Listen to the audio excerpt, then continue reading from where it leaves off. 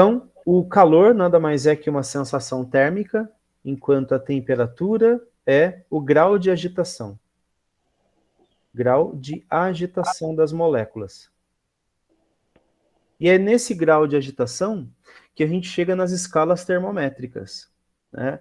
As 3 escalas termométricas que nós falamos em aula foi a escala em graus Celsius, que é a escala que nós utilizamos, a escala em Kelvin, que é o que nós chamamos de Sistema Internacional de Medidas, ou seja, todas as temperaturas, em todas as fórmulas, as equações da física, elas levam em conta a transformação para Kelvin, então qualquer temperatura você tem que transformar para Kelvin, para daí sim você poder substituir numa fórmula. Então lá na termodinâmica, nas leis da termodinâmica, você vai colocar temperaturas na fórmula para se calcular transformações adiabáticas, isovolumétricas e tudo mais.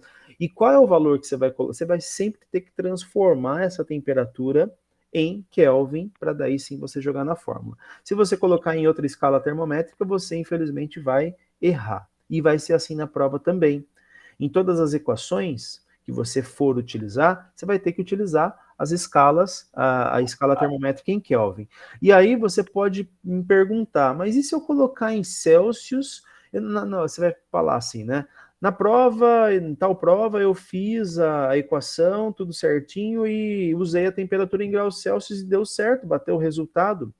Porque graus Celsius e Kelvin são escalas chamadas de escalas centígradas. Tem 100 graus de diferença no ponto de fusão e de ebulição da água. E é por isso que às vezes dá certo. Mas é melhor você pecar pelo excesso do que arriscar errar uma questão que você sabe resolver.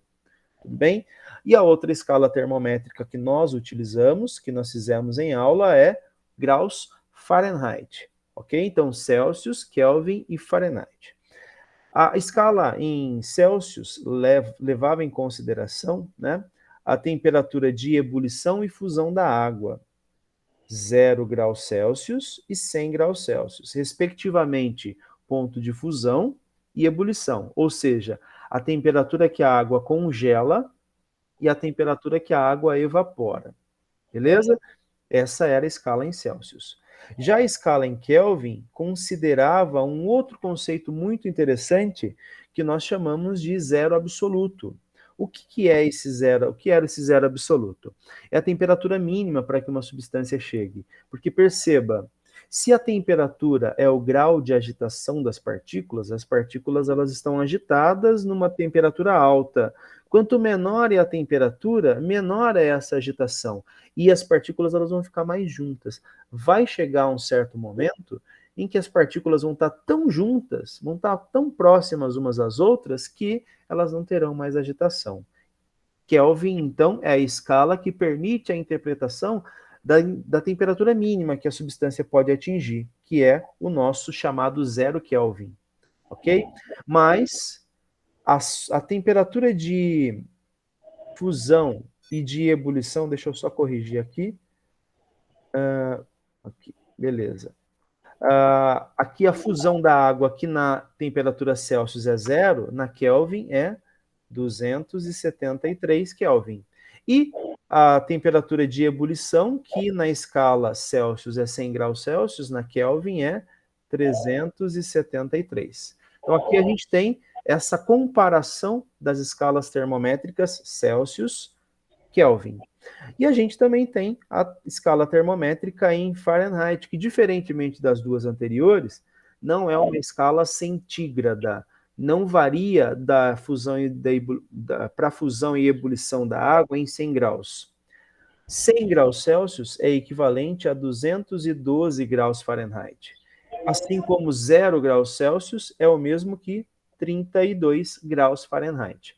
Lembrando também que um conceito extremamente importante é que, quando eu falo da temperatura em Celsius e Fahrenheit, eu falo de grau de agitação, e é por isso que eu falo assim, ó, são tantos graus Celsius ou tantos graus Fahrenheit. Diferentemente do Kelvin. Kelvin, eu não coloco a bolinha para falar que são graus Kelvin. Não, Kelvin é só a letra K, essa simbologia e essa análise que a gente faz para transformar e para utilizar, para falar, né, na verdade, essa temperatura nessa escala termométrica. Então a gente precisa saber transformar. A primeira transformação é a temperatura em graus Celsius, quando eu quero transformar para Kelvin. Transformar graus Celsius em Kelvin. Como que eu faço? Eu utilizo TK é igual a TC mais 273. Essa é a fórmula para transformar uma temperatura que está em Celsius, em temperatura em graus Celsius, para a temperatura em Kelvin. Vou dar um exemplo. A temperatura hoje, a temperatura no dia de hoje é de 20 graus Celsius. 20 graus Celsius é a temperatura que nós estamos tendo no dia agora, né? E eu quero transformar essa temperatura de 20 graus Celsius para Kelvin. Então, eu coloco, ó, TK é igual a 20, que é a temperatura em Celsius, mais 273. Ou seja, temperatura em Kelvin é igual a 293 K. K de Kelvin. Muito simples. Então, é só você somar 273 unidades à temperatura em graus Celsius. Sei lá, 10 graus Celsius, 10 mais 273. 30 graus Celsius, 30 mais 273. 100 graus Celsius, 100 mais 273. Menos 10 graus Celsius, menos 10 mais 273. Aliás, eu acho que é conveniente a gente colocar aqui, ó, uma temperatura negativa. Se a gente pegar aí, por exemplo, algumas cidades uma das cidades mais frias aí do planeta Terra, no invernão, aquele invernão feroz, chega a menos 50 graus Celsius. Menos 50 graus Celsius é a temperatura que chega em cidades muito frias. Agora, em Kelvin, como que fica isso? Fica a temperatura em Kelvin é igual a menos 50, eu não posso deixar de colocar o sinal, menos 50 mais 273, ou seja, TK vai ser igual a menos 50 com mais 273, vai ser mais 223. 223 Kelvin. Então, falar que a temperatura nessa cidade é menos 50 graus Celsius, ou falar que é de 223 Kelvin, é basicamente a mesma coisa. E eu preciso saber fazer essa transformação. Beleza? A outra conversão, que é a conversão de Celsius para Fahrenheit, é um pouquinho diferente porque ela não é uma escala centígrada. Não é tão simples quanto essa que eu acabei de colocar, que é só somar 273 unidades.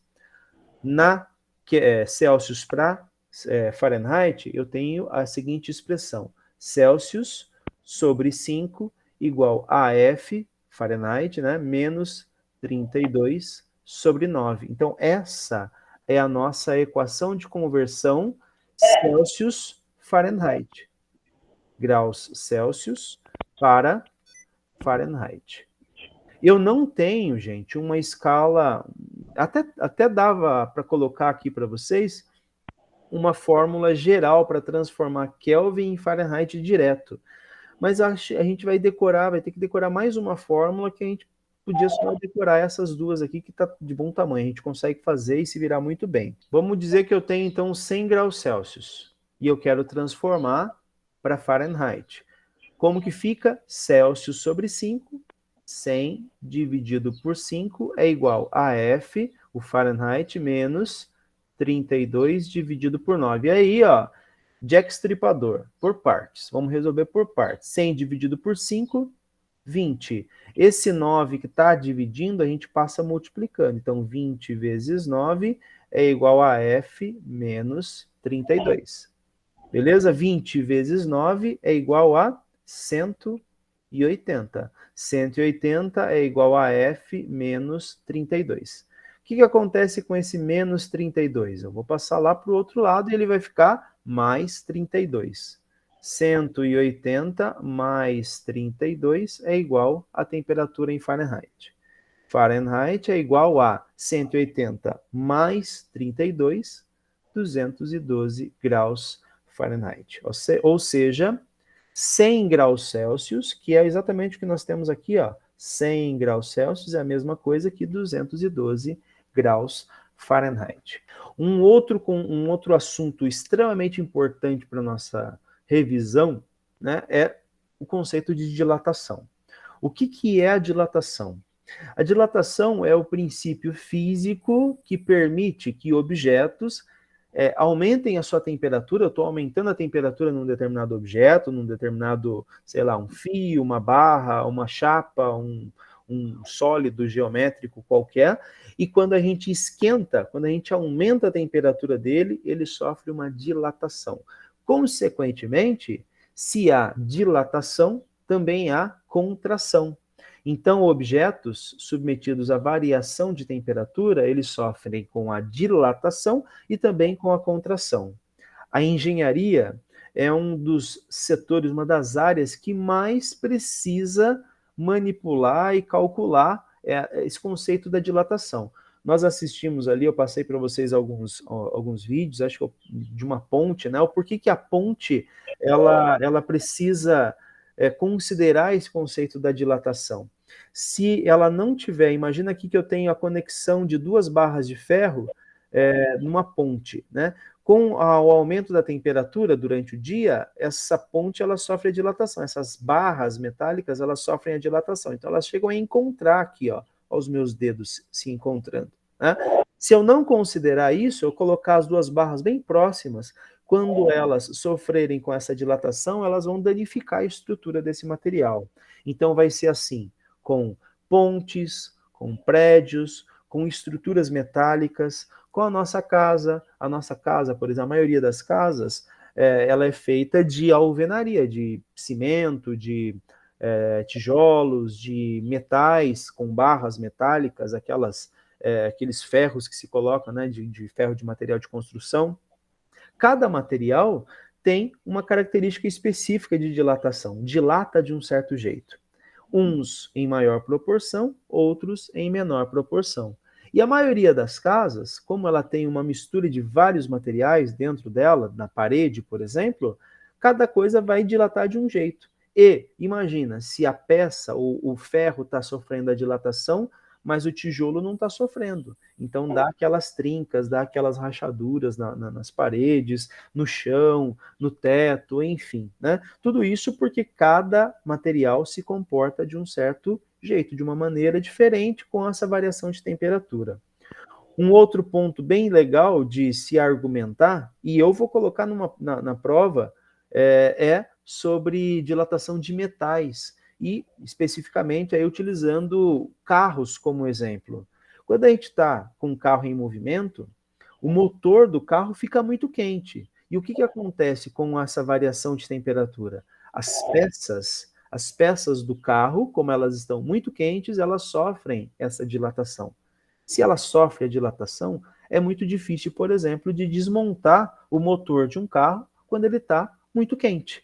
Então, um mecânico, né, quando você leva o seu carro num lugar especializado para desmontar ou consertar o motor do automóvel, ele precisa fazer o motor esfriar. Primeiro, você deixa ele parado um pouco para que daí ele resfrie e o mecânico consiga desmontar. Porque se ele não esperar esfriar, as peças elas vão estar muito grandes, né, com a sua dilatação, uma dilatação considerável, e ele não consegue desparafusar. Nós temos a dilatação chamada de dilatação linear, nós temos a dilatação superficial, e nós temos a dilatação volumétrica. Então, todas essas dilatações acabam girando em torno de uma mesma equação. A dilatação linear nós vamos chamar de L0, ou, vamos colocar aqui, ó, ΔL. ΔL é igual a L0 vezes alfa vezes ΔT, onde o L0 é o comprimento inicial. O alfa é o coeficiente de dilatação linear. E o ΔT é a variação de temperatura. Nós já vamos fazer uma legendinha ali para vocês. Na dilatação superficial, como a gente tem uma superfície para analisar, nós vamos chamar de ΔA, variação da área.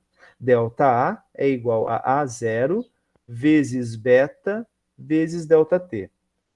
Então, olha só, nós temos ΔA igual a A0 vezes beta vezes ΔT para falar sobre coeficiente de dilatação superficial. Existe uma relação direta entre o coeficiente de dilatação linear com o superficial. Qual é essa relação? O alfa, aliás, o beta, para calcular o valor de beta, basta você multiplicar o valor de alfa por 2. Então, se o coeficiente de dilatação linear de um metal é 3, o coeficiente de dilatação superficial para o mesmo metal é 6, porque vale o dobro do coeficiente de dilatação linear. E a relação direta também, com o coeficiente de dilatação volumétrico, que é o que nós vamos chamar de ΔV, variação do volume. ΔV é igual a V0 vezes gama vezes o ΔT, ok? Onde gama nada mais é que 3 vezes o valor de alfa, 3 alfa. Então, vamos fazer uma revisãozinha aqui bem objetiva e bem direta. Se o alfa vale 4, o beta vale quanto? 8, porque é o dobro. E se alfa vale 4, quanto que vale o gama? 12. Então, gama vale 12. É sempre assim, a relação é essa. Alfa vale 1, beta 2 vezes o valor de alfa e gama 3 vezes esse valor. Ou seja, vamos colocar aqui na legendinha, ó. Vamos mudar a cor. Vamos colocar, não sei se vocês conseguem enxergar a cor aí no projetor, mas L0 é o comprimento. O alfa é o coeficiente. E o ΔT vai ser a temperatura. Já na dilatação superficial, nós temos a única diferença é o A0. A0 como a área inicial. E o beta também, que vai ser igual 2 vezes o valor de alfa. O valor de alfa. Coloquei aqui, ó, 2 vezes o valor de alfa. E na dilatação volumétrica, nós temos V0 como o volume inicial. Volume inicial. E a diferença é que eu tenho gama, né? Gama, na verdade, é 3 vezes o valor de alfa. 3 alfas. Tudo bem? Uma outra coisa extremamente importante. Se eu estou falando de dilatação linear, eu estou falando de uma barra, por exemplo. Uma barra de cobre, uma barra, um fio de alumínio, um fio de ouro, enfim, um fio de cabelo. Se eu estou falando de dilatação superficial, eu estou falando de uma chapa que tem 2 dimensões. Então, como que eu calculo a área de um quadrado, ou de um retângulo, ou de uma chapa? A área vai ser igual a lado vezes lado, base vezes altura, por exemplo, né? Para se chegar na área inicial. Então, se eu tenho um quadrado de 3 por 3, 3 vezes 3 dá 9 centímetros ou metros quadrados. Essa vai ser a área inicial. Já o volume é algo muito parecido com um dado ou um objeto tridimensional. Mais ou menos assim, ó. Vamos tentar desenhar aqui, ó. Ele tem 3 dimensões. Ele tem essa largura, essa profundidade e essa altura. E como que eu calculo o seu volume? Volume é igual a lado vezes lado vezes lado. Você vai multiplicar os 3 lados desse objeto. Tudo bem? Essa é a análise matemática do volume e é esse volume que você precisa saber calcular para jogar no valor de V0 que está aqui.